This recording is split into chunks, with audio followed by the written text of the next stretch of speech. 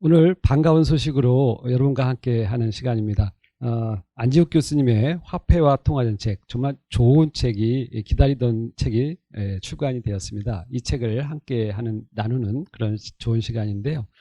저자 안지욱 교수님은 사실 우리 사회에서 이 통화, 화폐, 금융 이 분야에서의 최고 권위자 아니겠습니까? 그러다 보니까 이 책의 내용이 알차고 또 일반적인 교과서가 다루지 못하는 심도 있는 이론적인 내용, 특히 이 시장 경제적 측면에서 이 책이 쓰여졌기 때문에 아마도 이 책을 한번 보신 분은 정말 통화와 시장 이렇게 알 수 있구나라는 그런 생각을 해볼 수 있을 것 같습니다. 그래서 오늘 이 특별히 저자 안지욱 교수님을 모시고 또 두 분 이 책을 좋아하는 두 학생과 함께 토크 콘서트를 하게 되었는데요. 이 금융 현상은 모두가 사실 지금 궁금해하는 부분이죠. 전 세계적으로 지금 코로나 상황에서 이 금융 문제 이게 어떻게 앞으로 진행될지 정말 누구도 예측하기 어렵다라는 그런 생각을 하는데요. 앞으로 이 궁금했던 금리의 추세 또는 또 이 통화 정책은 어떻게 해야 될 것인지, 그래야지 이 물가는 또 어떻게 잡을 수 있을지, 이러한 궁금증을 오늘 이 토크 콘서트를 통해서 해소할 수 있지 않을까 싶습니다. 오늘 이 안지욱 교수님의 이 책에 대한 이야기를 먼저 나누고 토크 콘서트를 이어서 진행하도록 하겠습니다. 감사합니다. 조금 전에 우리 추승록 원장님께서 소개해 주신 대로 이번에 제가 이제 화폐와 통화정책이라는 책을 출간했습니다. 사실 이것은 제가 지난 경희대학교에서 한 30여 년간 그 화폐금융 강의를 하면서 그 내용들을 이제 정리를 해야 되겠다 이런 생각을 해서 이 책을 썼습니다. 그래서 원래는 제가 이 정년하기 전에 이 책을 내려고 많이 노력을 했는데 여러 가지 그 학교 사정도 있고 저도 바쁘고 그래서 책을 못 내고 있다가 정년하고 나서 시간이 많이 나길래 이건 꼭 그 정리를 해야 되겠다고 생각이 들어서 이 책을 썼습니다. 오늘 이 책에 대해 간략하게 좀 설명을 하고요. 그리고 최근에 그 인플레이션 문제가 가장 큰 이슈가 되는데 그것과 연계해서 좀 말씀드리도록 하겠습니다. 이 책 전체는 세 부분으로 이렇게 나와 있습니다. 그래서 서론 부분하고 그리고 이 파트 2에 가서는 이자율과 화폐 이론, 그리고 파트 3에서는 중앙은행과 통화정책인데 그 서론 부분에서는 이제 화폐의 왜 중요한지, 그리고 화폐가 어떻게 해서 생성 발전되어 왔는지, 그리고 우리가 화폐 가치가 무엇이고 그걸 어떻게 측정할 것인지 이런 것에 대해서 썼고요.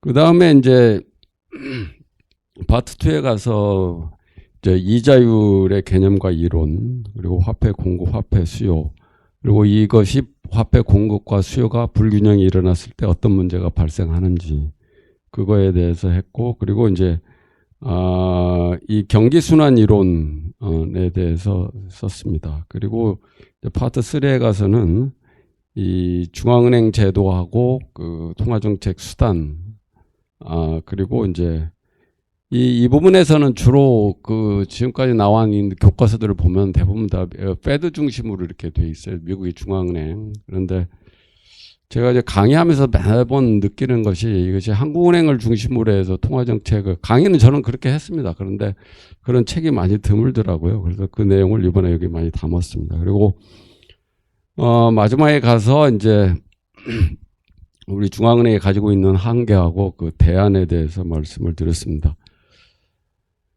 그래서 다른 책과의 좀 차이점을 좀 말씀을 드리겠습니다. 아까 우리 추승록 원장님께서도 말씀하셨지만 다른 책과는 달리 제가 이 화폐금을 이 시장경제 원리 바탕으로 이렇게 기술을 했습니다. 그래서 사실 이게 참 제가 한 30여 년 동안 강의를 하면서도 매번 느끼긴 하지만 많은 사람들이, 학생들도 그렇고 교수들도 그렇고 이 미시경제 따로 있고 거시경제 따로 있고 이렇게 알고 있어요. 근데 대부분 보면.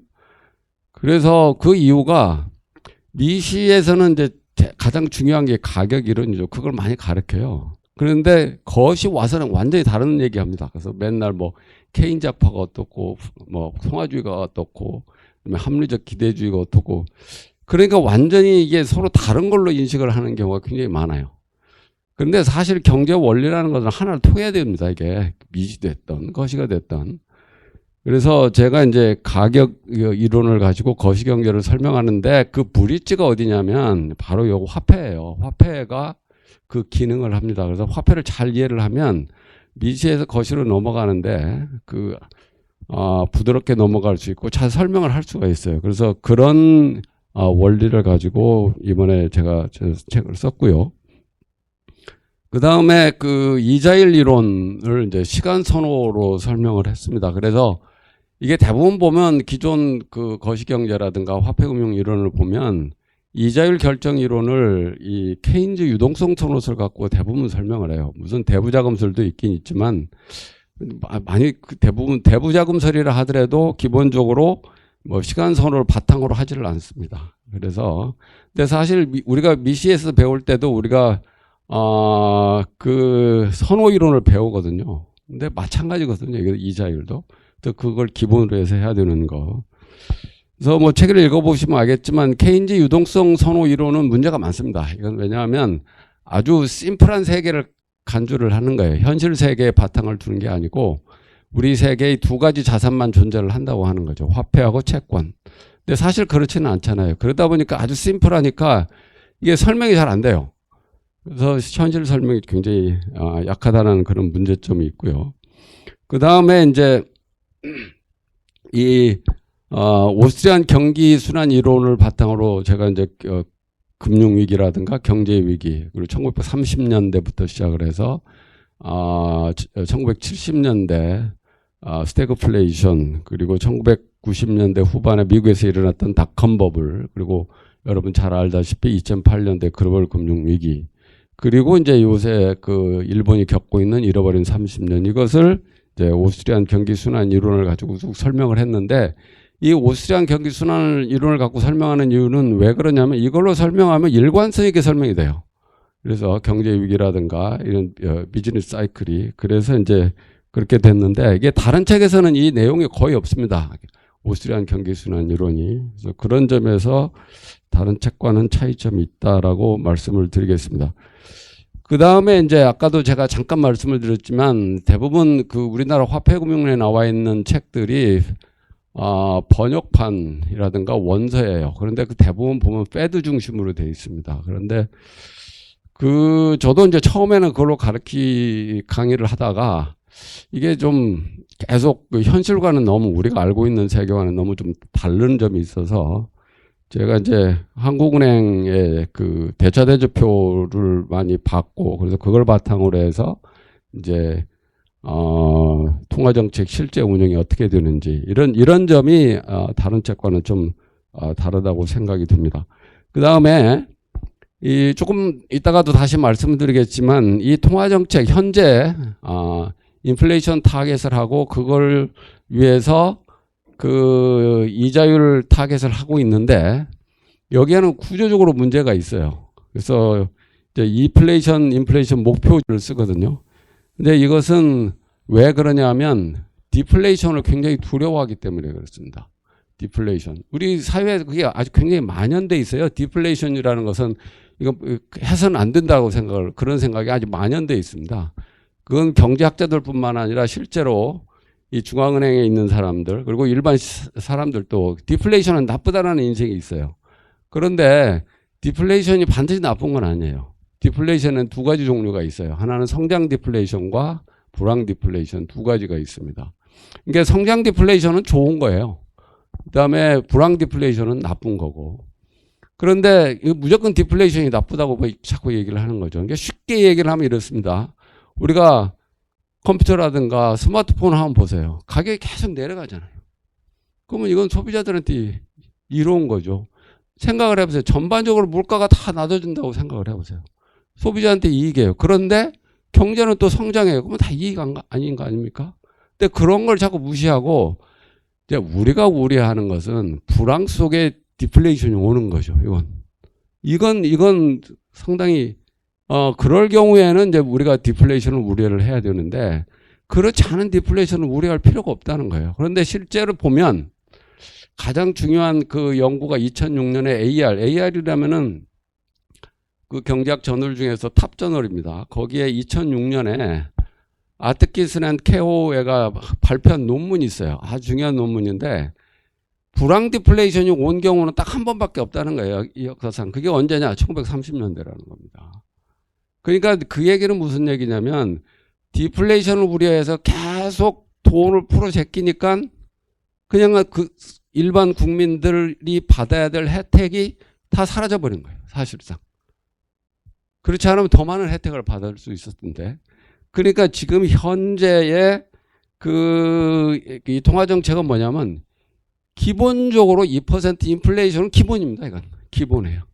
아무리 뭐 해도. 이런 상황이에요.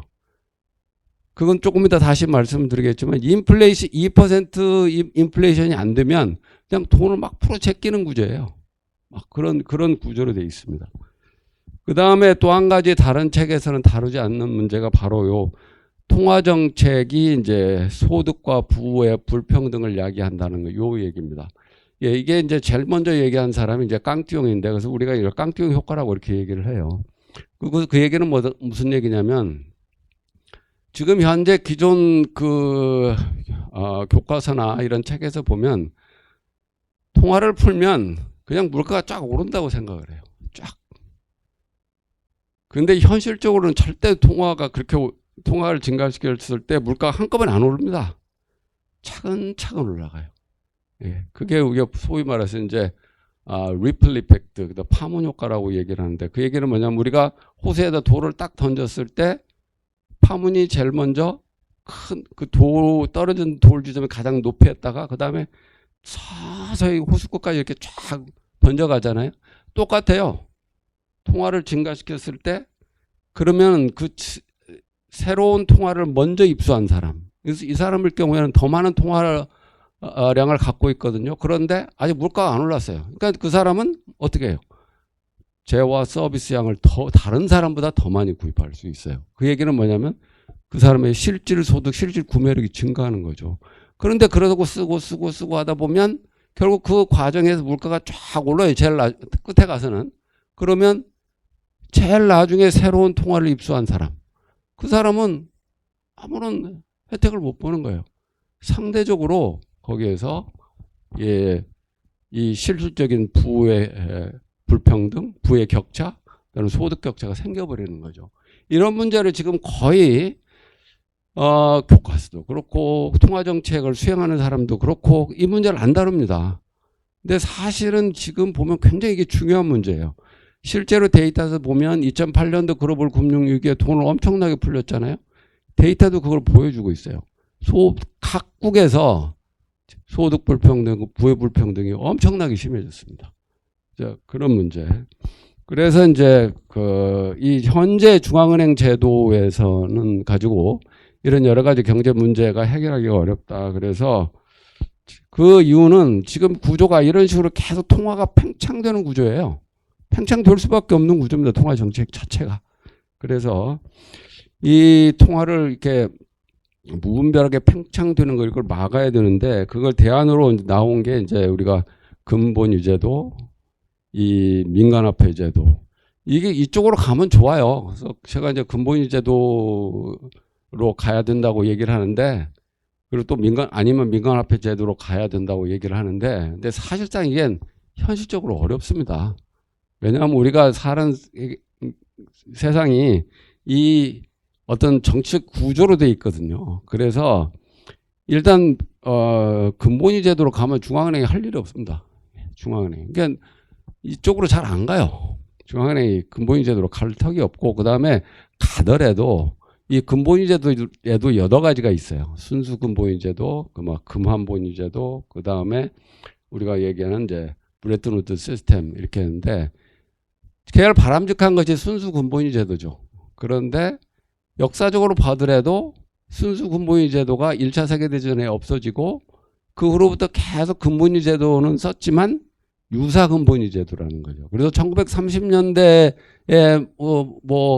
이 불황의 원인을 근본위 제도라고 자꾸 얘기하는 사람인데 그것은 다른 게 아니라 유사 근본위 제도 때문에 문제가 되는 거예요. 그래서 실제로 우리가 보면 근본위 제도로 돌아가기는 제가 볼 때는 그게 쉽지가 않아요. 가면 좋긴 한데 쉽지는 않다. 민간화폐 제도도 마찬가지죠. 왜냐하면 이건 중앙은행이 없어지는 거거든요. 그렇기 때문에 이 중앙은행이 이것을 받아들이지를 않고 그래서 그런 어떤 정치적인 이유 때문에 쉽지가 않다. 그러면 제가 생각할 때 이제 그러면 현재 중앙은행 제도 안에서 우리가 할 수 있는 방법을 찾아야 되는데 그게 바로 뭐냐? 중앙은행 독립성. 왜냐하면 이 통화가 막 팽창되는 가장 근본적인 이유가 이 정치적 압력, 정부 압력을 많이 받기 때문에 그렇습니다.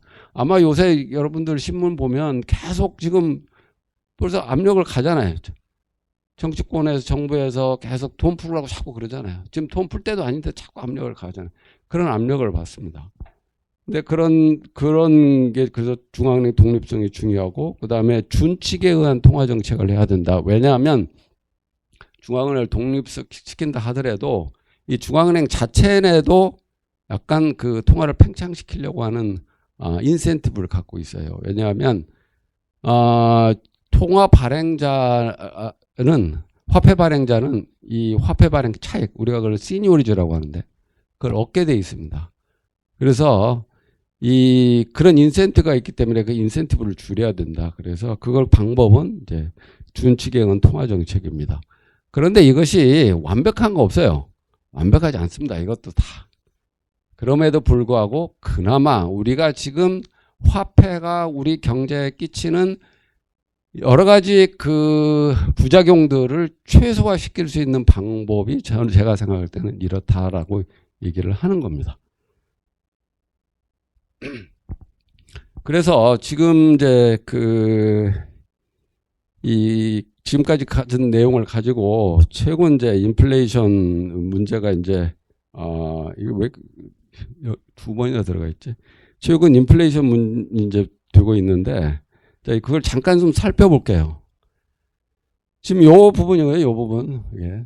그래서 지금 작년 1월 달에 미국의 인플레이션율이 7.5%를 찍었습니다. 이게 언제부터냐면 1982년 2월 달에 7.4인가 가요. 그리고 7.5%예요. 그 이후로 가장 높은 거예요, 이게. 그래서 요 기관에서 지금 계속 인플레이션율이 높아지니까 요새 이제 결국 이랬겠던 이유가 결국에 무슨 얘기냐면 아까 얘기한 대로 돈을 그만큼 많이 풀었기 때문에 그렇거든요. 요와 지금 유사한 상태가 언제냐면 이게 바로 1970년대입니다. 우리가 잘 알다시피 1970년대가 스태그플레이션 피리어드예요. 그래서 이렇게 보면 그래서 이때가 이제 1973년 8월하고 1975년 요때 있고 잠깐 낮아졌다가 다시 1978년하고 1982년 요때입니다. 이제 요때가 이제 바로 또 이제 오일 샥하고 이제 겹쳤었는데 그래서 많은 사람들이 1970년대 스태그플레이션이 오일 샥 때문에 왔다고 그러는데 물론 영향은 미쳐요. 영향은 미치는데 보다 그 근본적인 원인은 뭐냐면 그 전에 1960년대 미국에서 돈을 엄청나게 풀었습니다.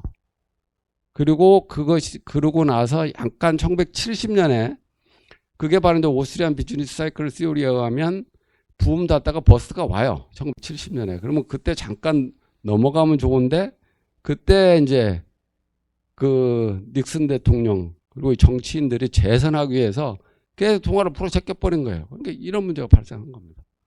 사실 요렇게 인플레이션이 지금 7% 이상 되고 이런 경우는 언제냐면 2차 세계대전하고 이게 여기 이 부분이 어디냐면 한국전쟁 때입니다. 이게. 그러니까 결국에 인플레이션은 돈 풀어서 생긴 문제라는 거죠.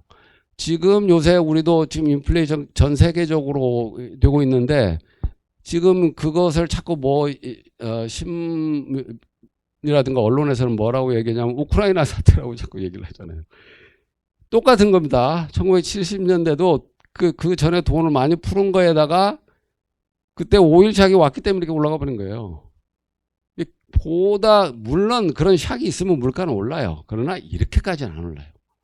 그만큼 돈이 풀었기 때문에 이렇게 올라가는 거예요. 그래서 제가 생각할 때 아주 지금 유사합니다. 이게 1970년대하고. 그래서 이따 뭐 잠깐 말씀드리겠지만 스태그플레이션이 올 가능성이 굉장히 크다. 이론적으로 봐도 그렇고 지금 데이터상으로도 봐도 지금 그렇습니다. 그래서 여기에 이제 페더럴 펀드 레이트가 쭉 나오는데 여기 보면 이제 이펙티브 페더럴 펀드 레이트라는 게 있어요. 그러니까 여러분들이 막 신문지상에서 많이 보고 있는 페더럴 펀드 레이트는 뭐냐면 미국의 기준금리입니다. 그것은 페더럴 리저브가 하고 있는 타겟 레이트예요.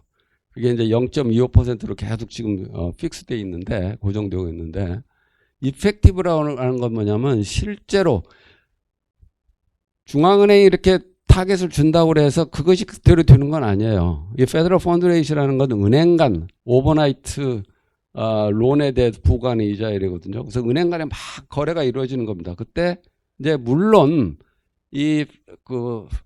중앙은행이 그 목표해준 그 선상에서 움직이죠. 그 선상에서 움직입니다.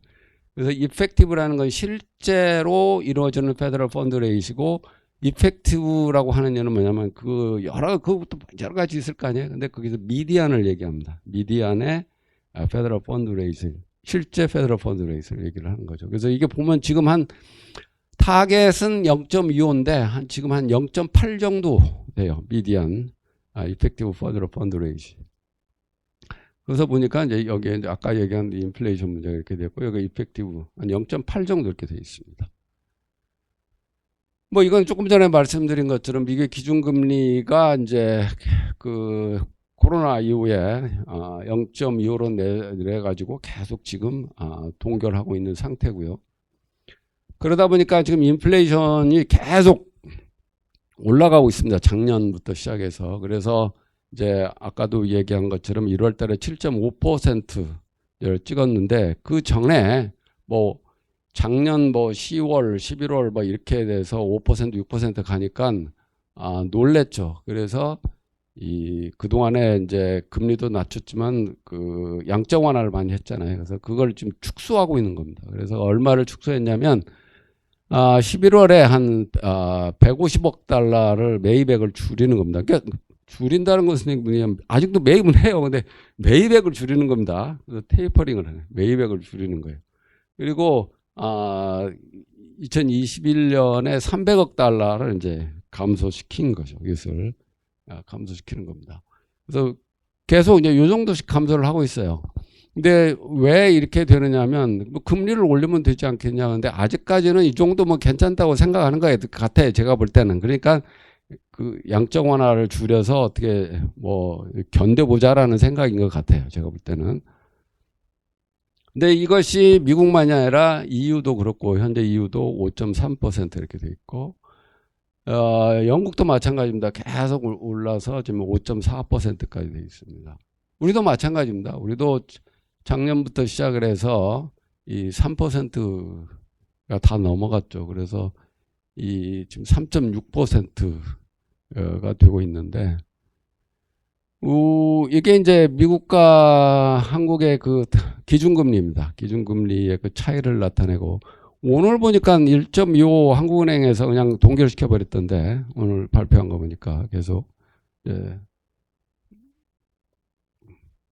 그래서 아까 얘기했는데 통화정책의 구조적인 문제점입니다. 그래서 통화정책 운영 체계는 이제 이런 식으로 돼 있어요. 그래서 이것은 뭐 가장 기본적인 건데 이 최종 목표가 있죠. 이렇게 최종 목표가 있고. 근데 그 최종 목표를 정합니다. 대부분 다 이제 물가 안정을 이렇게 정하죠. 근데 최종 목표에는 여러 가지가 있어요. 뭐 고용도 있고 금융 안정도 있고. 이 최종 목표를 하기 위해서 뭘 하느냐면 이 명목 기준 지표, 중간 목표라고도 이렇게 얘기하는데 이런 것을 통해서 이 최종 목표를 달성하죠. 그래서 중간 목표 이 명목 기준 지표라든가 이 중간 목표를 달성하기 위해서 뭘 하냐면 운용 목표입니다. 이게 단기 시장 금리, 이제 지급 준비금, 이제 요런 건데 이 지금은 우리 같은 경우, 미국 같은 경우는 이게 바로 이제 기준금리를 정해서 이걸 하는 거죠. 그다음 사실상 중앙은행이 가지고 있는 정책 수단이라는 요거밖에 없어요. 세 가지. 공개시장 조작, 여수신제도, 지급준비제도 요걸 가지고 기준금리를 정한 다음에 그 기준금리에 도달하도록 요 대부분 많이 이걸 제일 많이 쓰죠. 공개시장 조작. 그러고 나서 요 순서대로 이렇게 가게 돼 있습니다. 이건 법으로 정해져 있어요. 각국이. 우리도 한국은행법에 의해서 정해져 있는데 두 가지 방법입니다. 하나는 하이라키컬 맨데이트, 최우선 책무라고 이렇게 돼 있는데 그게 중앙은행이 책무를 정해주는 거예요. 법으로. 그 얘기는 무슨 얘기면 일단 물가 안정을 최우선 목표로 정해줍니다. 그래서 물가 안정 목표를 해치지 않는 범위 내에서 다른 목표를 추구할 수 있도록 해주는 것이 이게 최우선 목표입니다. 그래서 대부분의 중앙은행들이 이걸 하죠. 유럽 중앙은행, 잉글랜드은행, 일본은행, 한국은행도 마찬가지입니다. 최우선 목표는 물가 안정이에요. 그런데 이제 그 다음 조에 보게 되면 이제 금융 안정도 이 한국은행의 그 주 업무로 이렇게 돼 있습니다. 그다음에 아예 그냥 두 가지 책무를 명시하는 경우가 있어요. 이게 바로 양대 책무, 듀얼 맨데이트라고 그러는데 대표적인 것이 페더럴 리저브입니다. 미국에. 여기는 뭐냐? 물가 안정과 고용이 동시 목표예요, 이게. 동시에 이걸 하도록 돼 있습니다. 페더럴 리저브에서 이렇게 하도록 돼 있습니다. 나란히 규정하는 거. 그런데 최우선 책무라고 이렇게 하더라도 사실상 보면 대부분 페더를 따라가요. 그래서 실제로 보면 최우선 목표가 물가 안정이라고 돼 있음에도 불구하고 경기 안정을 하려고 경기를 살리는데 통화정책을 많이 씁니다. 이게 사실상 보면 법으로는 최우선 책무로 돼 있지만 사실상은 물가 안정뿐만 아니라 고용, 경제 성장을 신경을 쓰고 있다. 이게. 그래서 중간 목표가 이제 뭐냐면 이렇게 이제 최종 목표를 정해졌으면 이제 대표적인 것이 이제 통화량 목표제인데 이것이 1970년대와 80년대 했던 거고 그리고 1990년부터 시작을 해서 이것이 이제 인플레이션 타겟으로 바뀌죠. 그래서 제일 처음에 1990년 뉴질랜드가 시작을 했고 우리나라는 1998년부터 이걸 시작을 했습니다. 그리고 이제 이 중간 목표를 달성하기 위해서 아까 운용 목표를 한다고 그랬는데 그게 바로 이제 미국 기준금리라고 해서 페더럴 펀드 레이트의 타겟을 정해놓은 거고 한국의 기준금리는 원래는 2008년 3월 이전에는 콜금리를 타겟을 했어요. 콜금리 목표를 정해놨어요. 그런데 2008년 3월 이전부터는 이 콜금리하고는 상관없이 그냥 한국은행이 바로 요 환매 조건부 매매할 때라든가 이런 자금 조정 거래를 할 때 이 기준이 되는 금리를 정해버리는 거예요. 네, 정해버립니다. 그리고 이제 콜금리가 그 주변에서 이제 움직이도록 이렇게 하고 있는 거죠. 그래서 아까 말씀드린 것처럼 현 통화 정책의 문제는 바로 이겁니다. 구조적인 문제인데 아까 얘기했죠. 성장 디플레이션과 디플레이션을 구분하지 못하고 무조건 인플레이션 2% 인플레이션을 정하고 있다. 그러니까는 아무리 뭘 해도 기본적으로 2% 인플레이션은 하게끔 돼 있어요. 이건 돼 있습니다. 현 통화 정책은. 그 다음에 이제 이게 문제가 되는데 소비자 물가 지수만을 대상으로 하고 있다. 인플레이션율을 산정을 하는데 소비자 물가 지수 갖고 해요. 근데 소비자 물가 지수 같은 경우에 산정하는데 우리나라 같은 경우에는 460개. 뭐 한 2개 빠져갖고 요새는 한 458개라고 그러던데. 이걸 대상으로 해요. 그런데 한번 생각을 해보세요. 돈이 풀리면 소비자 물가 지수에 산정하는 여기에만 들어가 있냐고. 그렇지 않잖아요. 그래서 돈을 아무리 많이 풀려도 이 풀린 돈이 소비자 물가 지수 산정하는 이 458개 이 품목에 가서 지출이 되지 않으면 이 물가가 안 오르는 걸로 보이는 거예요. 그러면 무슨 얘기냐? 물가가 안 오르네? 돈을 계속 푸는 거예요. 2% 소비자 물가 지수가 2% 될 때까지 돈을 풀어요.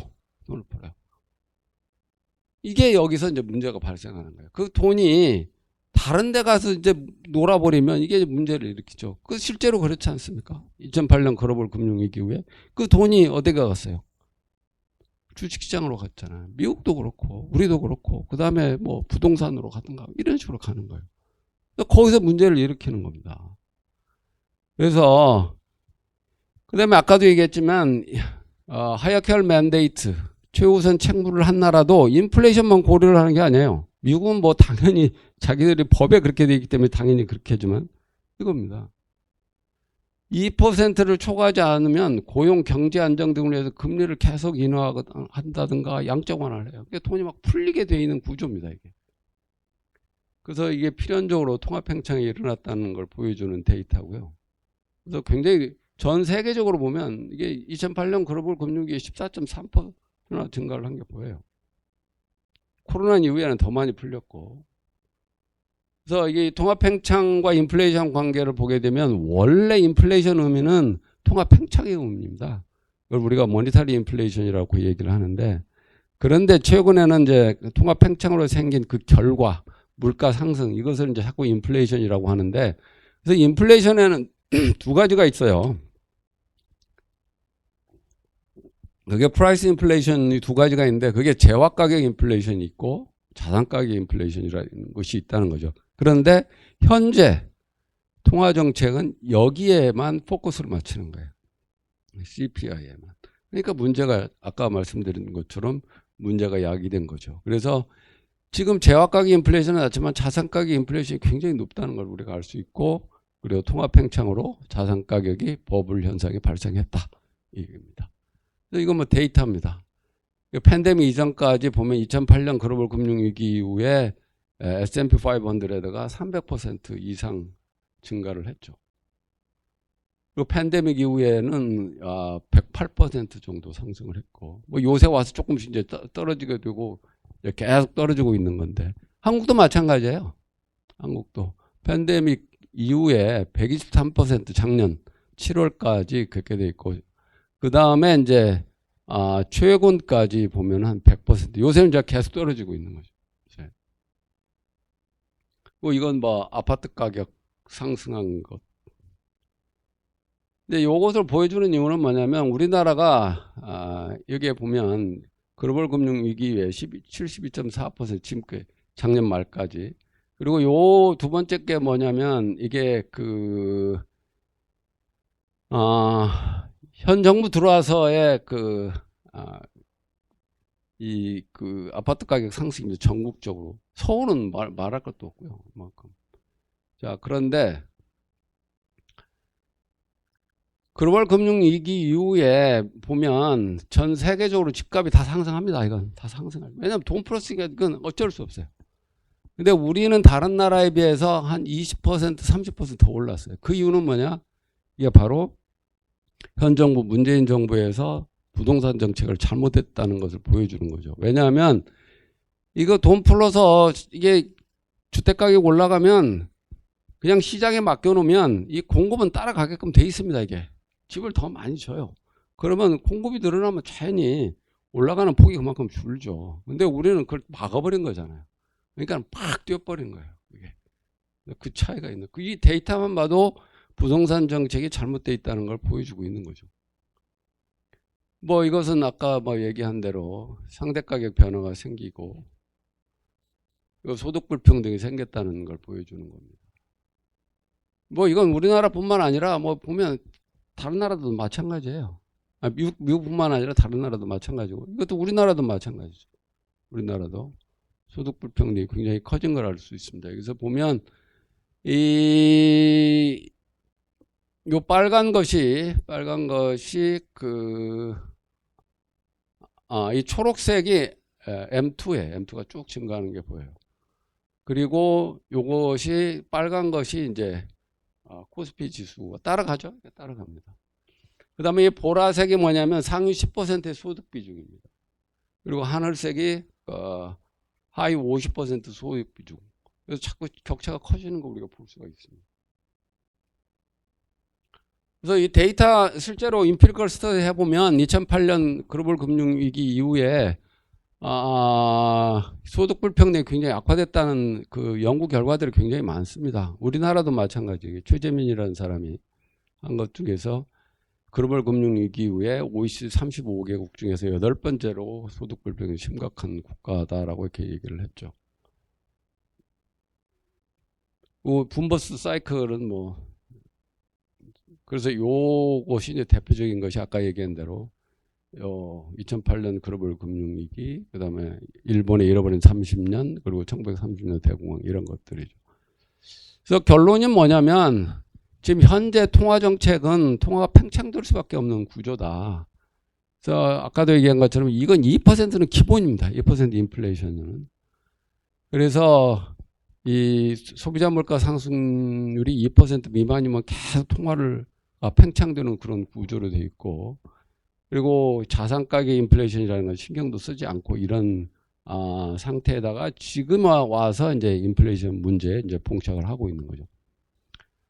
뭐 통화 팽창으로 발생하고 있는 문제는 아까 설명을 했고, 그래서 아까도 얘기했지만 지금 1970년대와 같은 스태그플레이션 발생이 매우 높다. 그래서 지금 이런 통화가 팽창되도록 구조화되어 있는 통화 정책, 이것을 개선을 해야 된다, 이런 얘기입니다. 그래서 개선 방향은 아까 모두에 말씀드린 대로 그런 식으로 가야 된다, 이렇게 하면서 제가 오늘 이 책에 대한 간략한 설명을 마치겠습니다. 고맙습니다. 네.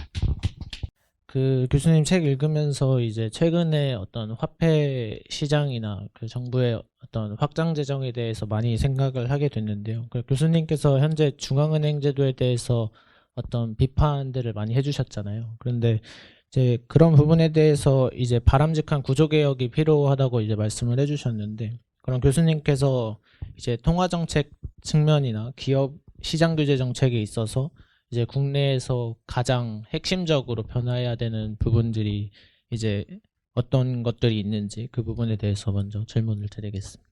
아까도 말씀드렸지만 통화정책 쪽에서는 지금과 같이 재량적으로, 사실은 지금 인플레이션 목표제라는 것이 재량적이 아니라고 주장하는 사람도 있어요. 그런데 사실상 보면 그게 재량적이에요. 재량적으로 운영되고 있거든요. 그래서 그렇게 재량적으로 통화 정책을 할 것이 아니라 준칙에 의해서 해야 되는 문제고, 그러니까 그게 있는 것 같아요. 아까도 제가 말씀을 드렸지만 우리가 이제 화폐에 대한 이해가 조금 잘못되어 있지 않았나, 이렇게 생각을 해요. 왜냐하면 그 화폐를 가지고는 근본적으로는 그 경기를 살릴 수가 없습니다. 경기를 살릴 수가 없어요. 조금 더 구체적으로 하면 경제를 성장시킬 수가 없어요. 왜냐하면 경제가 성장하는 것은 일단 생산이 많이 돼야 경제가 생산하는데, 그 생산을 일으키게 하는 것은 뭐냐면 자본재거든요. 자본재가 증가를 해야 생산이 증가를 해요. 그러면 자본재의 그 원천은 일반 사람들이 그 소비를 하지 않고 저축한 데서도 나와요. 그런데 그런 것이 전혀 없는 상태에서 돈만 풀면 무슨 문제가 발생을 하냐면, 결국에 생산이 증가하지 않는 상태에서 사람들이 많은 돈을 갖게 돼요. 그러면 결국 지출하게 되면 물가가 오르게 돼 있거든요. 그러면 사람들이 가지고 있는 지금 저축의 실질 저축 가치가 떨어집니다. 그러니까 사실상 보면 자본재가 감소하는 거나 마찬가지예요. 그러니까 이게 재와 서비스가 더 많이 증가하지 않는 상태에서 돈만 풀어버리면 결국 경제는 성장하지 않고 떨어지게끔 되어 있습니다. 그러면 이 경제는 어느 쪽에서 그러면 성장시켜야 되겠냐? 실물 부분에서. 그것은 결국에 민간의 활동에 의해서 되는 거거든요. 그러면 민간 활동 중에서 가장 중요한 부분이 기업 활동입니다. 그래서 기업이 자유롭게 생산 활동을 할 수 있도록 하는 것. 이게 가장 중요해요. 그런데 지금 여러분들 잘 알다시피 우리나라에서 지금 계속 기업에 대한 그 규제가 계속 증가하고 있잖아요. 그러니까 계속 경제가 후퇴할 수밖에 없는 구조예요. 그래서 여기서 아무리 돈을 푼다고 해도 경제는 살아나질 않고 물가만 오르게끔 돼 있습니다. 그래서 통화정책 면에서는 이렇게 준칙으로 가고, 그리고 기업 활동을 자유롭게 할 수 있는 그런 이 환경을 만들어줘야 되는데, 그 첫 번째 첫 걸음이 뭐냐면 지금 현재 우리나라 기업 활동을 옥죄고 있는 여러 가지 규제들이 굉장히 많잖아요. 기업 3법, 기업규제 3법이라든가 중대재해법이라든가 그 외에도 굉장히 많습니다. 그런 것들을 자꾸 없애버리고 완화하고 이걸 해주는 게 저는 가장 중요하다고 생각합니다. 그 국내 이야기가 먼저 나와서 질문 순서를 조금 바꿔보면 그 한국은행에서 1.25%로 동결하겠다고 발표를 했었는데 사실은 기업 대출에 비해서 이제 가계 대출 금리를 가 상승세가 좀 많이 뚜렷하게 커지고 있고 이제 가계 대출 규제의 영향이 좀 가중되면서 이제 좀 금리 상승에 대한 부담감이 가계에 좀 집중이 엄청 많이 되고 있다고 생각을 하거든요. 그래서 이제 이 대출 금리의 이 지속적인 상승이 아무래도 기업과 가계의 그 지속적인 불균형을 심화시키는 요인으로 작용하고 있다고 생각하는데 혹시 이에 대해서 어떻게 생각하시는지 궁금합니다. 그건 구조적으로 그럴 수밖에 없어요. 왜냐하면 그 기업 대출을 기준으로 하는 그 기준 금리하고 그 다음에 가계 대출하는 그 기준으로 하는 그 금리가 달라요. 일단 한국은행에서는 기준금리를 딱 정하긴 하지만 그걸 바탕으로 그 다음에 이제 은행으로 가서 은행이 가계에다 대출할 때 하는 기준금리가 있고 그 다음에 기업할 때 하는 기준금리가 있어요. 그런데 대부분의 가장 많은 가계대출을 차지하는 것이 주택담보대출이거든요. 근데 그게 장기 대출이에요. 그래서 보면 장기 금리를 일단 기본으로 해요. 그래서 일단 거기서 이 기업 대출보다는 좀 높게 일단 기준금리가 설정이 되어 있습니다. 왜냐하면 그 기업 대출은 대부분 장기 대출이라고 하더라도 이 쇼텀을 해서 롤오버를 해요. 1년 해주고 그 다음에 내년에 가서 다시 이것을 연장해주고 대출 연장을 하거든요. 그러니까 그래서 기업 대출의 그 기준은 보통 한 3개월짜리 금리 요걸 기준으로 해요. 그래서 그 차이가 있어요. 그런데 이제 문제는 그래서 기본적으로 항상 차이가 있긴 있습니다. 그런데 문제는 뭐냐면 이제 오르는 폭이 이제 좀 문제가 되거든요. 오르는 폭이. 근데 지금 요새는 오르는 폭이 가계대출이 많이 오르잖아요. 그 이유는 조금 전에 얘기한 대로 이게 우리나라 지금 가계대출 부담이 엄청나게 높으니까 이것을 규제를 하고 있는 거예요. 그러니까 은행 입장에서는 가계대출보다는 어떻게 하겠어요. 그 다음에 뭔가 대출해서 수익을 올려야 되니까 기업대출을 찾고 가는 거죠. 근데 기업대출에서 경쟁이 많이 붙는 거예요. 그러니까 자연히 높이 올릴 수가 없죠. 그래서 그것에서 증가율이 그래서 현재는 좀 기업대출 금리가 적게 오르는 이유가 바로 그거 있어요. 가계대출 금리보다. 이게 뭐 반드시 항상 그런 건 아니에요. 이게 상황에 따라 바뀌어요. 근데 지금은 이제 가계대출 금리가 많이 오르는 이유는 바로 정부가 가계대출을 해주지 말라 이렇게 자꾸 규제를 하니까 더 이상. 그걸 이제 왜냐하면 가계대출이 자꾸 증가하는 걸 막기 위해서 그런 조치를 취하니까 지금 그런 현상이 벌어지고 있는 겁니다. 네. 감사합니다. 저도 금리 인상에 대해서 조금 생각을 많이 했는데요. 지금 금일 한은이 1.25%로 금리를 동결한다고 발표는 했지만 어쨌든 계속 금리 인상을 하는 추세에 있고 향후에도 금리 인상을 예측하는 학자들이 많잖아요. 근데 그런 걸 봤을 때 사실 이제 대선 후보들의 토론을 보거나 아니면 뭐 정계에서 토론을 하는 것을 보면 사실 정부의 확장 재정은 그대로 유지하면서 금리를 인상하는 그런 상황을 보이고 있거든요. 저는 이제 그런 걸 보면서 이게 조금 괴리적인 것이 아닌가. 금리는 인상하는데 정부의 재정은 오히려 확대되는. 그래서 이런 것들에 대해서 어떻게 바라봐야 되는지 교수님께, 그리고 또 이런 것들이 어떤 문제를 야기할 수 있는지 여쭤보고 싶습니다. 이게 아주 좋은 질문인데요. 이게 지금 원래는 이 재정도 줄여야 돼요.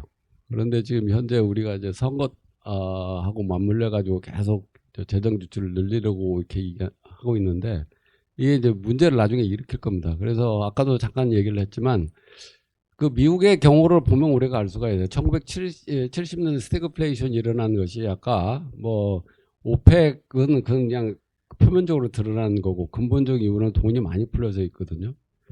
그런데 이것을 잡은 사람이 누구냐면 1980년대 들어와가지고 그 레이건 행정부예요. 레이건 행정부가 들어와서 통화 관리를 엄격하게 하면서 그 다음에 정부가 시장 개입을 줄이고 재정 지출을 자꾸 줄이려고 노력을 했어요.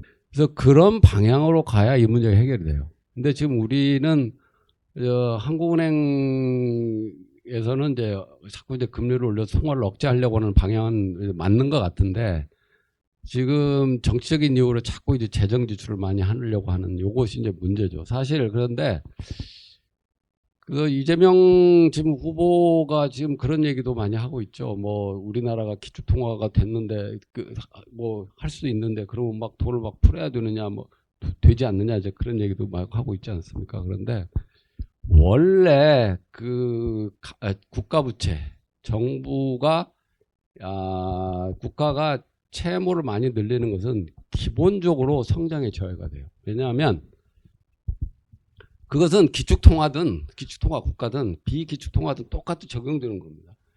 왜냐하면 이 민간이 가지고 있는 정부가 채권을 발행한다고 해서 새로운 자금이 생기는 게 아니거든요. 왜냐하면 그것을 많은 일반 국민들이 가지고 있는 저축된 자금이 정부로 넘어가는 것뿐이에요. 이 포켓데이가 이쪽으로 가는 것뿐이에요. 그럼 그것뿐이에요. 그런데 여러분들 잘 알다시피 민간에 놔두면 효율적으로 쓰일 돈이 정부에 가면 엉뚱하게 쓰여요. 이게 정치적으로. 이게 비효율적으로 쓰이는 거예요.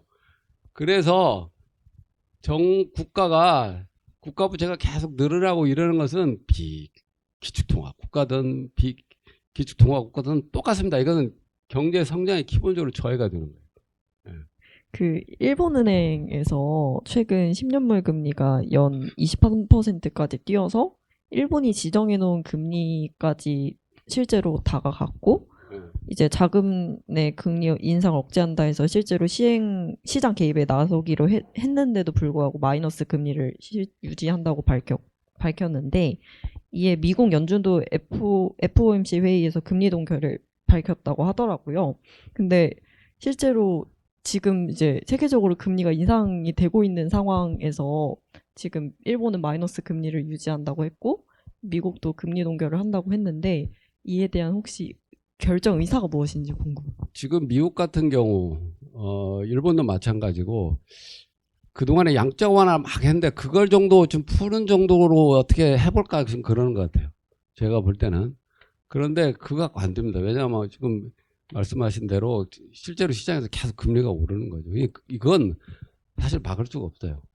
그래서 결국에는 올릴 수밖에 없는 거예요. 그런데 너무 이렇게 급작스럽게 올리면 워낙 충격을 많이 받을까봐 그거 미국도 그렇고 일본도 그렇고 이제 급작스럽게 금리를 안 올리려고 이제 하는 그런 정책으로 가고 있는 것 같아요. 그런데 일본 같은 경우는 제가 볼 때는 참 빨리 정책하는 사람들이 생각을 바꿔야 된다고 생각을 해요. 왜냐하면 지금 그렇게 오랫동안 마이너스 금리를 하고 뭐 저금리 정책을 썼는데도 경기가 살아나지 않는 이유를 빨리 파악을 하고 그 정책으로 가야 되는데 계속 지금 그걸 고집하고 있거든요. 왜 지금 그 일본이 잃어버린 30년을 지금 하고 있느냐? 구조개혁을 하지를 않으면 이게 경제는 살아날 수가 없어요. 금리를 낮추면 낮출수록 무슨 문제가 발생하느냐면 소위 그 한계 기업 우리가 보통 이제 언론에서는 이제 좀비 기업이라고 얘기를 하는데 그런 기업들은 살아남아서 그냥 유지되는 거예요. 근데 우리가 항상 생각해야 될 게 뭐냐면 어느 나라든 간에 자원은 한정돼 있습니다. 그것을 얼마만큼 효율적으로 쓰느냐에 따라서 경제가 발전해요. 성장을 하고. 그런데 그렇게 망해야 될 기업이 망하지를 않고 계속 그 귀중한 자원을 쓰다 보니까 오히려 건실한 기업이 사용할 자본 사용 비용이 자꾸 올라가는 거예요. 그러니까 이게 성장이 안 되는 거예요. 그러니까 빨리 그 구조개혁을 해야 되는데 그 구조개혁을 잠깐 한 때가 있어요. 아베 정부가 새 화살을 쏜다고 그랬지 않습니까? 그때 그래서 금리 낮추고 그다음에 재정 풀고 여기만 해서 더 이상 안 됐을 거예요. 근데 그때 아베 정부가 잠깐 구조개혁을 했어요. 그때 잠깐 올라가요. 근데 거기서 더 이상 못 갔습니다. 그러니까 경제가 계속 이렇게 흐지부지 되고 있는 거예요. 그런데 그건 하지를 않고 계속 금리를 그런 식으로 낮춘다? 제가 볼 때는 계속 그런 식으로 가면 30년이나 40년도 갈 수 있다고 생각이 돼요. 민간화폐 제도에서 어쨌든 그 경쟁적인 화폐 시장이 형성이 되면서 그 통화 유통 과정에서 그 좀 바람직한 그런 모델을 형성할 수 있다고 이제 말씀을 해주셨는데, 근데 제가 궁금했던 점은 사실 지금처럼 어떤 팬데믹 상황에서 경기가 침체된다거나 아니면 뭐 글로벌 경제 사회에서 어떤 뭐 무역 수지나 경상 수지의 문제로 인해서 뭐 유동성 공급이 필요한 경우가 분명히 존재할 텐데, 민간화폐 제도에서는 이런 그 유동성 공급이 필요한 상황에서 중앙은행이 없다면 이런 것들을 어떻게 해결할 수 있는지 궁금합니다. 그 화폐 수요에 따라서 화폐 공급이 자연스럽게 이루어집니다. 그러니까 이 민간화폐 제도라고 그래서 뭐 그 화폐 공급이 고정돼 있는 게 아니고, 그만 요새 같은 경우에 화폐 수요가 증가를 한다고 그러면 자연스럽게 또 거기서 증가를 해요. 공급이 돼요. 그래서 그것은 그래서 크게 그 책에도 얘기했지만 이 경제 전체에서 중요한 것은 화폐 공급, 화폐 수요가 일치하는 문제. 근데 요걸 굉장히 중요하거든요. 그래서 민간화폐 제도 같은 경우에는 그 화폐 수요, 화폐 공급이 착착 맞아서 간다는 거죠. 그렇기 때문에 그 문제는 그렇게 신경을 쓰지 않아도 될 것 같아요. 아무래도 전 세계에서 CBDC 많이 하고 있고, 최근에는 베이징 올림픽에서 디지털 위안화 실제로 결제하게 사용하기도 했을 정도로 좀 많이 상용화가 되고 있는 추세인 것 같은데, 처음에 개인적으로는 아무래도 통화가 분권화되고, 아무래도 이거에 대해서 되게 긍정적으로 생각을 해봤는데, 사실은 이제 달러 기축통화 체제가 좀 오래 지속되고 있다 보니까, 이 CBDC가 갑작스럽게 좀 뜨게 되면서 이 통화 분권화가 좀 빠르게 이루어지는 것 같다고 생각을 하면서 이게 좀 부정적인 영향이 많이 크지 않을까라는 생각을 좀 했었어요. 그래서 이에 대한 위험성도 어느 정도 있을 것 같은데 혹시 이에 대해서는 어떻게 생각하시는지 궁금합니다. 네. 그 요새 이제 CBDC가 나왔는데 여기에 대해서 조금 이제 여러분들이 아니고 많은 사람들이 오해하고 있는 부분이 있어요. 이 CBDC는 중앙은행 화폐예요. 기본적으로. 그것을 지금 현재 사람들 우리가 쓰고 있는 이 지폐를 디지털화한 것뿐이에요. 똑같습니다. 이게 그런 것뿐이지. 그래서 이 화폐의 분권화하고는 조금 달라요. 근데 물론 지금 중국이 먼저 이제 CBDC를 했기 때문에 그걸로 인해서 이제 거래 비용은 분명히 이제 줄어드는 면이 있어요. 확실히 편리하니까.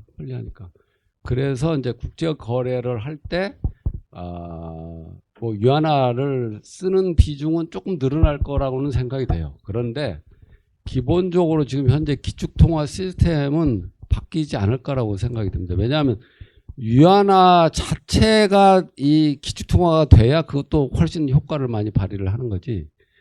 위안화가 이 기축통화가 되기는 상당히 어렵습니다. 우리도 마찬가지고 지금 이재명 후보가 뭐 우리나라가 기축통화 된다고 막 자꾸 얘기를 했는데 그게 안 돼요. 안 될 수밖에 없어요. 왜 조건이 세 가지가 있어야 돼요. 그 어떤 통화가 이 기축통화가 되려고 하려면 세 가지 조건이 있어야 돼요. 그건 뭐냐면 기본적으로 화폐가 뭔지를 이해를 하면 돼요. 화폐는 우리가 재화 서비스를 거래를 할 때 누구든지 받아주는 거거든요. 그게 이제 화폐예요, 기본적으로. 우리나라에서 원하는 누구든지 받아주잖아요. 그럼 국제거래에서는 뭐냐?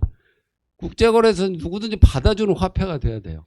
그러려면 지금 누구든지 받아주는 화폐는 현재 달러란 말이죠. 그러면 그걸 치고 가려면 달러보다도 훨씬 더 스테이블하고 그게 어떤 영향력을 가져야 돼요. 근데 과연 그러면 위안화가 그럴 수가 있느냐? 그럴 수가 없어요. 왜냐하면 경제 규모가 첫 번째 커야 돼요. 그래서 그런 면에서는 가능성이 있어요.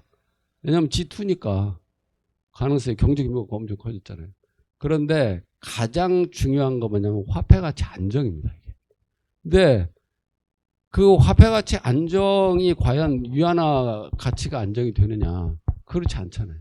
그 다음에 더 중요한 건 뭐냐면 이 자본시장이 잘 발달해야 돼요. 그래 우리가 재화 서비스만 해서 거래를 하는 게 아니라 금융 거래도 이 기축통화 갖고 결국에 움직여주잖아요.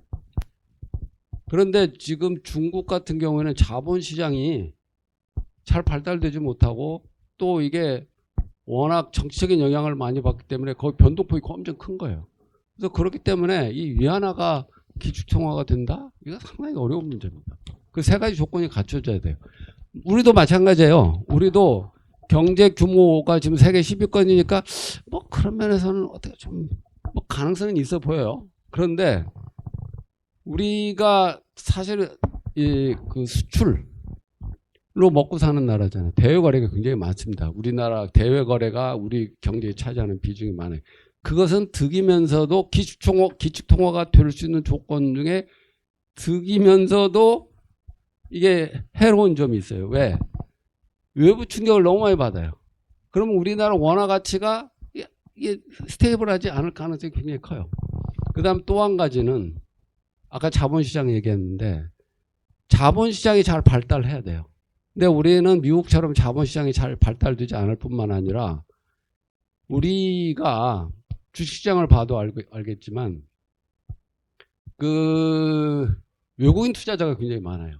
그래서 외국인 투자자들이 일랑달랑 할 때마다 원화 가치가 이 변동폭이 엄청 큽니다. 그래서 이게 그 우리나라가 기축통화가 되게 어려워요. 그런 문제가 해결되지 않으면 안 됩니다. 그래서 지금 이재명 뭐 후보가 우리나라가 뭐 기축통화 될 수 있다 뭐 그러는데 그건 말이 안 되는 얘기입니다. 위안화도 그렇고 우리나라도 되지 않고. 그거 한 가지 여러분들이 그러면 그런 측면에서 의문을 가질 수가 있어요. 왜냐하면 2차 세계대전 이후에 미국이 달러가 기축통화 됐는데 그것이 1971년 브레튼 우드 시스템 무너지면서 그러면 그때 사실은 미국의 달러가 기축통화의 지위를 상실했어야 돼요. 근데 지금 오잖아요. 그 이유가 있어요. 그럼 왜 그러냐면 당시에 다른 어느 나라보다도 자본시장이 잘 발달돼 있어요. 그래서 금융거래가 거기를 통해서 이루어져요. 그러니까 달러를 쓸 수밖에 없어요. 그게 그걸 단적으로 말해주는 겁니다. 그래서 그것을 우리나라가 되면 좋죠. 근데 안 돼요. 그거 뭐 우리가 뭐 기축통화 합시다 한다고 되는 문제가 아니에요. 그건 아까도 얘기했지만 화폐의 가장 기본적인 속성은 사람들이 받아줘야 돼요. 받아줘야 돼요. 근데 거기에는 아까 얘기했던 가장 중요한 것이 화폐 가치 안정이 가장 중요하다. 이제 저도 CBDC 관련해서 질문을 좀 드리고 싶은데요. 사실 말씀해 주셨다시피 CBDC는 저는 조금 회의적인 그 생각을 가지고 있는데 사실 CBDC가 오히려 분권화된 그 통화가 아니라 오히려 중앙 집권화되고 오히려 그 많은 학자들이 또 그 빅브라더의 출현을 또 걱정하기도 하잖아요. 그런 시각에서 사실 조금 회의적인 시각을 가지고 있는 것이 사실입니다. 그런데 이제 사실 2013년 이후로 이제 비트코인이 그 수면 위로 올라오고 또 2010년 후반대죠. 그 리브라 같은 스테이블 코인들도 이제 많이 그 학계에서 논의가 되고 또 대중들에게 알려지게 되면서 그거에 대한 관심들이 이제 퍼블릭 블록체인이나 이런 것들을 통한 가상화폐가 화폐로서의 역할을 할 것이다라는 그런 주장들이 있잖아요. 그런 부분에 대해서 그런 것들이 나중에 발전을 하게 되면 뭐 이전에 어떤 케인즈가 주장했던 세계화폐라든가 그런 것들로 과연 그런 것들이 발전할 수 있을지에 대한 그 교수님께 그런 생각을 여쭤보고 싶습니다. 예, 이게 결국 이제 아까 얘기한 대로 이것이 이제 민간화폐 제도, 왜냐하면 비트코인이 이게 민간화폐거든요. 그게 비트코인이 민간화폐로 갈 거냐 안 갈 거냐 이제 요거 문제인데 제가 볼 때는 어렵다고 봐요. 왜냐하면 이거 아까 지금 그 질문하고도 연결이 되는 얘기인데 CBDC가 나오게 된 동기를 잘 살펴보세요. CBDC가 나온 동기를. 그게 이제 비트코인이 나오게 되는 것이 2008년 글로벌 금융 위기 이후에 그 글로벌 금융 위기가 미국에서 페드에서 돈을 너무 많이 풀어서 발생한 문제잖아요. 그러니까 그것에는 반발로 야 이렇게 해서 중앙은행이 돈이 많이 풀면 이게 문제가 있다 생각을 해서 나온 게 이제 비트코인이란 말이죠. 그래서 사실 그것이 처음에 이제 각광을 받고 있고 또 많은 경우에 이제 일부 그 송금하는 데에서는 그런 걸 많이 썼잖아요. 그런데 중앙은행이 가만히 있으면, 제가 볼 때는 가만히 있으면 그게 발달돼서 그렇게 갈지는 몰라요. 그런데 중앙은행이 결국 가만히 안 있어요. 국가가 가만히 안 있는다. 그러니까 가만히 안 있으면서 내놓는 것이 바로 CBDC예요. 왜냐하면 그 디지털 화폐를 우리가 하겠다. 나가는 거예요. 중앙은행이 나와버린 거예요. 그래서 오히려 사람들은 자기가 지금 현재 쓰고 있는 화폐를 계속 쓰려고 그러지 다른 걸 안 쓰려고 해요. 그래서 중앙은행이 발행한 CBDC가 오히려 더 많이 쓰일 거라고 저는 생각이 돼요. 왜냐하면 한번 보세요. 내가 지금 원화하고 있는데 그것을 단지 디지털로 한 것을, 그거에 대한 신뢰를 더 갖지, 전혀 생판 아닌 것도 다른 것을 얻는데 그거에 대해서 그 신뢰를 갖고 하고 있지는 않잖아요. 그래서 일부 거래에서는 쓰일 거예요. 아마 암호화폐, 비트코인이나 그런 것들은. 그러나 전반적으로 쓰이기는 쉽지 않을 거다. 왜냐하면 그건 중앙은행이 가만히 있질 않을 거다. 그런데 그 부분에서 지금 사실 또 위험한 면이, 그게 바로 이제 또 그 CBDC가 가면 전 걸 다 장악할 거냐? 그러지도 않을 거예요. 왜냐하면 지금 얘기한 대로 그것은 흔적이 남아요. 흔적이, 내가 뭘 썼는지. 그렇기 때문에 그런 걸 또 사람들은 꺼려 하잖아요. 그러니까 CBDC를 쓰지 않으려고 하는 사람도 있을 거라는 거죠. 그래서 저는 앞으로 지금 뭐 현금, CBDC, 그 다음에 비트코인, 이런, 비트코인도 좀 아마 발전을 해야 될 거예요. 그래서 좀 더 발전된 암호화폐, 이런 것들이 그냥 섞여서 쓰지 않을까, 저는 그렇게 생각을 해요. 아무래도 지금 강달러가 계속 지속을 하다 보니까 계속 원화 약세가 계속 지속적으로 하고 있고, 아까 말씀하셨다시피 한국이 수출 의존도가 굉장히 높잖아요. 근데 아무래도 수출 기업이 경쟁력을 상승하는 데 도움이 되겠지만, 물론 아무래도 지금 원자재가 계속 상승을 하고 있고, 중국 이제 수출 대상국인 중국이 좀 경기가 둔화되면서 이제 무역 수지 적자가 이어지고 있고, 아무래도 원화 하락이 계속 지속되고 있으면 이제 경상수지도 적자되면서 쌍둥이 적자까지 이어질 가능성이 크다고 보는데, 혹시 이거를 조금 막으려는 방도나 방안이 있을까요? 지금 원화 가치가 지금 계속 하락을 하고 있는 상태에다가, 그 다음에 지금 전 세계적으로 지금 공급망 문제가 생겨서 원자재 가격이 좀 뛰고 있기 때문에 이 경상수지 흑자를 만회하기는 쉽지 않을 겁니다. 그런데 결국에 그것을 뚫을 수 있는 방법은 다른 거 없어요. 결국에 이제 우리의 수출을 증가시킬 수 있는 방법인데, 그것은 퀄리티 높이는 방법밖에 없어요. 우리가 만드는 제품에. 그러면 그만큼 이제 우리 제품들을 외국에서 사가게 되면, 수출이 그만큼 증가를 하게 되면 그 갭이 메꿔질 수 있죠. 근데 그거 아까 연계된 얘기긴 하지만, 그러려면 지금 기업 활동을 장려를 해서 그 어떤 혁신이라든가 이노베이션 이런 게 막 일어나도록 해줘야 돼요. 그래야 그런 문제가 해결되지, 그렇지 않으면 좀 쉽지 않을 거라고 생각이 돼요. 이제 교수님께서는 어쨌든 중앙은행 제도 하에서 현실적인 대안으로 이제 통화율 준칙, 그 통화율 고정 정책을 준칙에 의해서 실행해야 된다라고 말씀을 해주셨잖아요. 근데 사실 이 통화율을 어쨌든 이 준칙에 의해서 고정한다고 해도, 어쨌든 이 통화율을 측정한다는 부분에서 일반적으로 장기적인 통화 유통 속도로 이것을 측정하잖아요. 근데 단기적으로 어떻게 통화 유통 속도가 변화한다거나 그런 것들을 측정하는 것에 분명히 한계가 존재를 할 텐데, 그런 부분을 현재 중앙은행 제도 하에서 해결을 할 수 있을지 여쭤보겠습니다. 제가 제일 고민하는 부분이 사실 그거예요. 통화 준칙에서 통화 증가율로 이제 하는 게 이 문제가 없는 게 아니에요. 문제가 있어요. 왜냐하면 지금 얘기한 대로 단기적으로 보면 이 화폐 수요하고 화폐 공급이 일치할 수가 없습니다. 그게.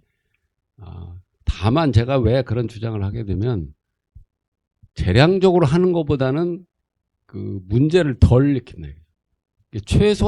현재 시스템에서 최소화시킬 수 있는 방법은 그거밖에 없다고 생각을 하기 때문에 그래요. 그래서 그것을 이제 준칙을 한다고 그러면 이제 여러 가지 방법이 있어요. 그러니까는 우리가 지금 중앙은행이 100% 컨트롤할 수 있는 방법은 본원 통화를 픽스하는 거 방법입니다.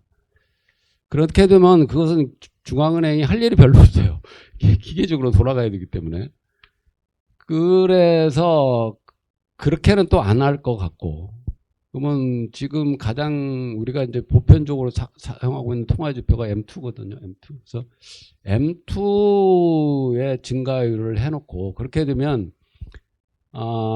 통화라는 것은 중앙은행이 본원 통화 발행하면서 그 다음에 그 일반 은행의 그 프랙셔널 리저브 시스템 그러니까 이 부분 지주대로 해서 이게 M1도 늘어나고 M2도 늘어나고 막 이런 상황이거든요.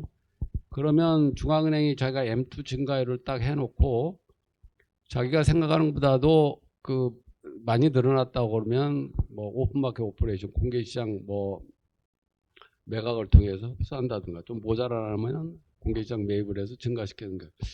제가 볼 때는 그렇게 보면 중앙은행도 좀 할 일도 있고 그렇게 하면 그렇게 하는 것이 물론 문제가 있어요. 제가 뭐 문제가 없는 거 아니에요. 왜냐하면 그게 완벽한 제도가 아니기 때문에. 그런데 지금처럼 그냥 재량적으로 막 통화를 발행하게끔 하는 것보다는 훨씬 이 경제 불안정성을 줄일 수 있는 방법이 아닌가 이렇게 생각이 돼요. 그래서 그 방법을 제가 이제 얘기를 하는 건데 여기서 이제 그런 연결시켜서 뭐 잠깐 뭐 얘기는 했지만 우리가 준칙이라고 하는 거에 대해서 이 테일러 룰이라는 게 있어요. 테일러 룰이라는 거, 테일러 준칙이라는 게 있는데 그것은 사실상 준칙이 아닙니다. 그게 왜냐하면 뒤에 보면 뭐가 붙어 있느냐면 그 테일러 룰은 그 인플레이션 갭도 고려를 하지만 이제 실제 인플레이션과 목표 인플레이션을 고려를 하지만 뭐가 있냐면 실제 그 GDP 증가율과 잠재 그 GDP 증가율 요 갭이 있어요. 요 갭이 있습니다. 요건 뭘 얘기를 해주냐면 바로 이 경기를 중앙은행이 마음대로 좀 컨트롤할 수 있는 여지가 여기에 있는 거예요. 여기가 이제 문제가 발생하는 거예요. 아까도 얘기했지만 돈 갖고 경기 컨트롤이 안 됩니다. 근데 요걸 왜 그런 걸 자꾸 집착을 하냐면 거시경제의 그 필립스 커브 곡선, 필립스 곡선 이론이라는 게 있어요. 근데 이것도 내가 참 답답한 얘기인데 우리가 경제학에서 뭘 얘기를 하냐면 애들한테 제가 강의 시간에도 첫 번째 얘기하는 게 바로 그겁니다. 코릴레이션과 코젤러티는 다르다. 그러니까 인과관계와 상관관계는 달라요. 경제학에서 이론이라고 하는 것은 인과관계, 코젤러티예요.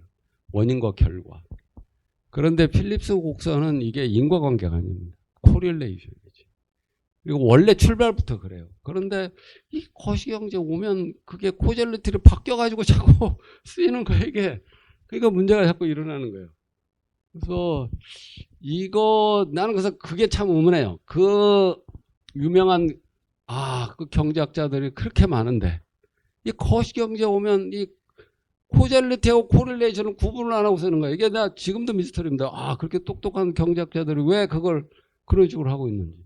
그렇죠. 그 중앙은행 제도에서 이제 어쨌든 근데 이제 그 디플레이션 얘기도 해주셨잖아요. 현재도 하에서 어쨌든 근데 사실 이게 보면은 어쨌든 상대적 그 화폐 수요랑 절대적 화폐 수요 뭐 이렇게 해서 실제로 디플레이션이 좋은 디플레이션과 나쁜 디플레이션 이렇게 구분을 하셨는데 그럼 어떻게 그 기업의 어떤 생산성이 올라가서 그 절대적 화폐 수요가 증가하는 경우 그런 경우에 좋은 디플레이션이 온다고 말씀을 해주셨잖아요. 근데 그런 경우랑 그 나쁜 디플레이션이랑 구분할 수 있는 그 방법이 있는지 그 부분에 대해서 여쭤보겠습니다.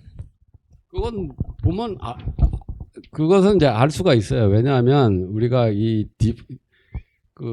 디플레이션이라는 것도 사실은 보면 우리가 지금 사람들이 우려하는 그 불황 속의 디플레이션이라고 우리가 우려하는 것을 그걸 보면 그것도 결국에 부음이 확 일어났다가 꺼지면서 생기는 거거든요. 부음이 일어났다가 꺼지면서 생기는 거예요. 그러니까 그것도 결국에 과거에 통화를 많이 발행해서 생긴 문제예요. 원인을 따져보면 거기에 있습니다. 그렇기 때문에 이것도 통화를 일정하게 구분해주면 굳이 그런 것까지 신경 안 써도 된다 이거죠. 그러니까 그러면 그렇게만 해주면 아까 성장 디플레이션 때문에 발생하는 이익은 소비자한테 그대로 가요. 그러나 요 소위 말해 불황속의 디플레이션은 잘 안 일어난다. 그렇게 되면.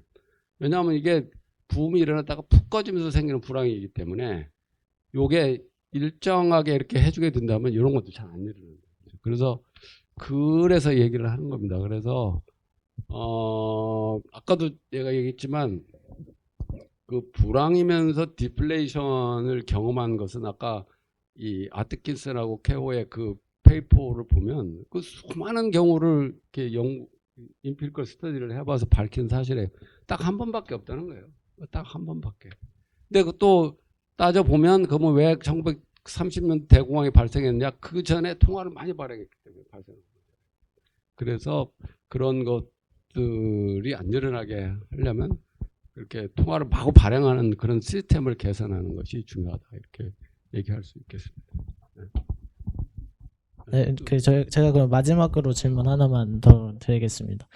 어쨌든 그 현재 중앙은행제도 하에서 이제 통화 정책들이 시행될 때 사실 아까 뭐 가치들을 이제 중앙은행들이 목표로 해야 되는 그런 가치들을 말씀을 해주셨는데 사실 그 통화 정책을 실행할 때 이러한 중요 가치들이 충돌하는 경우가 존재하잖아요. 예를 들면 물가 안정과 어떤 경제 성장이라든지 물가 안정과 실업률 이런 그 트레이드 오프 관계가 분명히 존재하는데 이런 관계를 어떤 것들을 좀 우선순위에 놓고 뭐 그렇게 바라봐야 되는 시각이나 그런 거에 대해서 여쭤보겠습니다. 이건 뭐 아까 조금 내가 필립스 커브 곡선 얘기할 때 이제 얘기한 거랑 연관된 얘기인데 지금 통화 정책은 사실은 물가 안정에 최우선 목표를 둬야 돼요.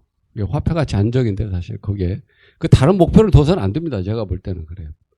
그래서 사실은 우리 하이어르키컬 맨데이트 최우선 책무 그게 맞아요. 제가 볼 때는 그게 맞고 미국이 지금 듀얼 맨데이트로 해가지고 지금 계속 문제가 생기는 거예요. 사실은. 그래서 페드의 그 듀얼 맨데이트는 저는 고쳐야 된다고 생각을 합니다. 그래서 그 페드도 물가 안정의 목표를 두고 그 이쪽 고용 쪽을 자꾸 하다 보니까 그런 이제 컨플릭트 문제가 생기고 이게 다른 나라도 사실 페드를 따라가는 경우가 많거든요.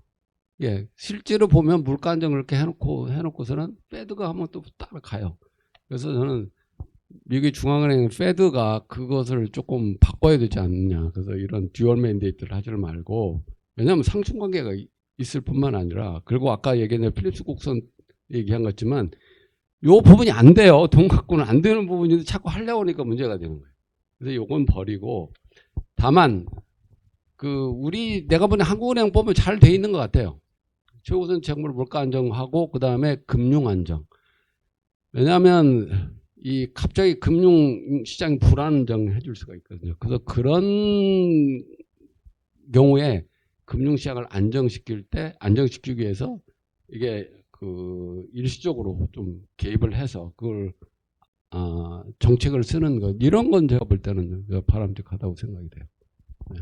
일단은 책 읽으면서 느꼈던 점은 그 전공책 읽으면서는 대부분 다 미국 사례들만 봐왔고 해외 사례들 위주로 접해서 사실은 국내 사례들을 접하기가 힘들어서 이론적으로는 되게 좀 현실과 좀 되게 접하기가 어려운 부분들이 많았는데 되게 국내 사례들을 많이 접할 수 있어서 이게 이거구나라고 좀 이해할 수 있었던 부분들이 많았던 것 같아서 읽는데 상대적으로 되게 수월했고 이런 부분들도 있고 되게 좀 사실은 비트코인이라든지 CBDC라든지 좀 최근 이슈까지 좀 상세하게 읽을 수 있었던 것 같습니다.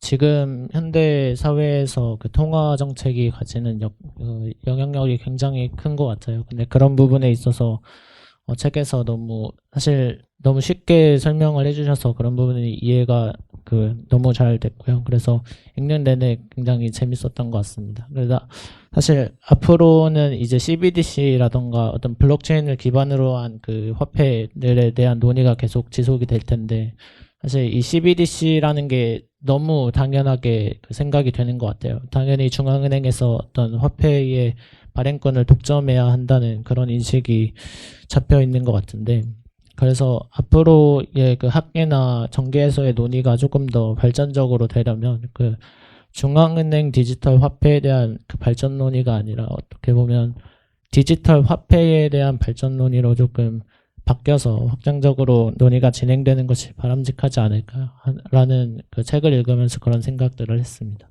네, 감사합니다. 진짜 깜짝 놀랐어요. 질문하는 것이, 와, 이거 완전히 그 전문 그 세미나에서 하는 그런 정도의 그 질문을 해서 내가,